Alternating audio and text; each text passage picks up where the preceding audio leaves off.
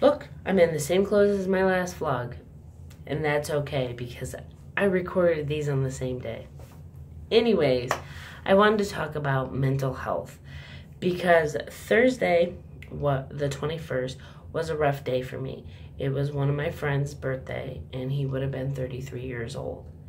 And in October, he committed suicide. And I had met him when I first moved back to my hometown, and things were difficult because of my divorce. And I remember being at work one day that I was just having a bad day. I mean, you could read it on my face that I was just having a bad day. I had just gotten served papers. And I went into work, and this other girl had just gotten engaged. And she made it clear, had to make it clear when I walked in, that her and, I think her husband's name is Cameron, her and Cameron were never going to get a divorce. They were going to work through it. They were going to sit down and talk it through, and they were never going to get a divorce. Let me tell you, you know who normally say that? Children of divorced parents. Yeah. My parents are still married. My ex-husband's parents are still married. So divorce was just not in our books, not in our cards. But you know what? We were trying to break a cycle. Not staying around just to stay around. And my friend could see how hurtful that was to me. And he told her, he's like, you do know that Erin's going through a divorce. It's kind of insensitive. And he stood up for me. And it just stuck with me. And it meant a lot. And we grew close, and then he left the company, and we still talked. And the last time I talked to him was October 1st. And he was dozing off, and I was like, hey, you know what? Why don't you get some sleep? I'll talk to you later. He's like, okay, I'll talk to you later. 15 days later, he was gone. So his birthday was the 21st. And it was just hard. So I took, a little self-care day. But depression isn't easy to talk about. I don't know why. I talk about my depression. I have friends that talk about their depression. And I also have anxiety, and I have friends that talk about their anxiety. It's a lot easier for women to talk about their mental health than men. And if you haven't watched A Million Reasons, I think it's a Million Little Things, I think it is. I always say it wrong.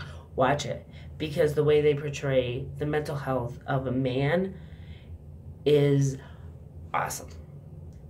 People shouldn't be ashamed to discuss the thoughts in their head, the sadness that overwhelms them at 4 o'clock in the morning, or their anxiety. I don't understand. I have been very, very blessed that my family is very open about their mental health. I had a great aunt who committed suicide, and my mother and my paternal uncle, which is her brother, have always been open about their mental health. And I think a lot of my grandfather's issues, his demons, as they call them, yeah, can't be sharing family issues here, but we'll say demons, was caused by mental health and depression and anxiety, because we are taught all our lives, like, you're at this age, you need to do this, you need to do that. I should be married with 2.5 kids, which I don't know why people say 2.5, but I should be married with own my own home, own my own car, have 2 children, and I don't. I'm divorced, I'm renting, I have a crappy car. It gets me from point A to point B, sometimes C. It needs a 12-hour break after C, but that's okay. And they put all this pressure on us. Why do we have to have children before we're 30? Why do we have to be married before we have children? That's, at least in my family, that's how you should have done it. And, got a bra issue, sorry. And I think that we should be more open about it, and we shouldn't put time frames on things. And we shouldn't judge people because, they don't want to have kids. Justin's daughter does not want to have children, and that is her choice. That is her choice. I have infertility issues. I have polycystic ovarian syndrome. So it's hard for me to get knocked up and, shoot out a kid. Was it devastating and heartbreaking and soul-crushing when I found out my ex-husband was expecting a child? You betcha. That was a rough week. Found out he's having a kid, and then my cousin, who had 3 children already, was pregnant with her 4th. It's detrimental. I don't understand why there is such a time frame on things. That's what gets us. That's what gets our mental health all out of whack. Because you should be doing this by now at this age, and you should be doing this, or you should be doing that. And I close off, and I just want to be like, I'm actively ignoring. It's the 4 o'clock hour, so my anxiety is through the roof. But it's okay. There is no shame whatsoever to talk about your mental health. To talk about the dark thoughts. Because we're always pushing to talk about happy thoughts, talk about positive. Life isn't rainbows all the time. There are some shitty days out there. And that's okay. It is okay to have shitty days. Because it may be a shitty day, but it's not a shitty life. And I wish Brandon knew that. So, to those who were watching me still, it's not a shitty life. And yes, it will get better.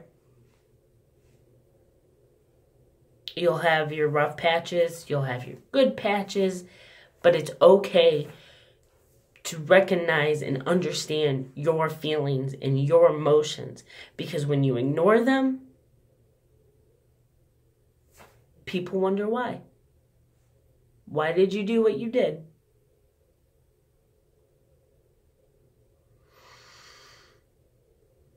It's been 5 months and I'm still wondering why. Why? Why didn't you reach out? But it's because we don't talk about it. And we put this label on it. If you talk too much about it, it's like, oh my God, get over yourself. I do that. There are coworkers who their anxiety is just, and I'm thinking, I have anxiety, yet I still get out of bed and I talk about it. I don't use it as a crutch. That's where the stigma comes in. There are some people out there, like my ex-girlfriend, she used her mental health as a crutch not to do things like get a job or contribute to the household, which means cleaning or taking 12 hours to cook 8 hour-and-a-half meal. So we need, as human beings, to say, it's okay to talk about it. It's okay. There's no shame. No shame. I have suffered from depression since I was 9 years old. I was formally diagnosed when I was 16. And I have suffered ever since. So talk about it. Be open about it. And no, you don't have a shitty life. It's just a shitty day or a shitty week. And that's okay. Because life isn't a rainbows all the time. Bye, guys.